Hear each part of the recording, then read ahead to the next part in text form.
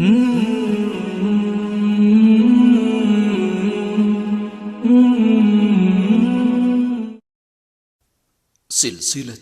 لآلئ مجموعة من الأحاديث النبوية الشريفة، والتي اشتملت على عبارة من قال: قال رسول الله صلى الله عليه وسلم: ثم أعود الرابعة فأحمده بتلك المحامد، ثم أخر له ساجدا، فيقال لي: يا محمد، ارفع رأسك وقل يسمع، وسل تعطى، واشفع تشفع.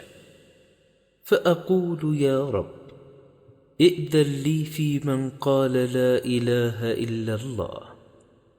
فيقول: وعزتي وجلالي وكبريائي وعظمتي لأخرجن منها من قال لا إله إلا الله. متفق عليه.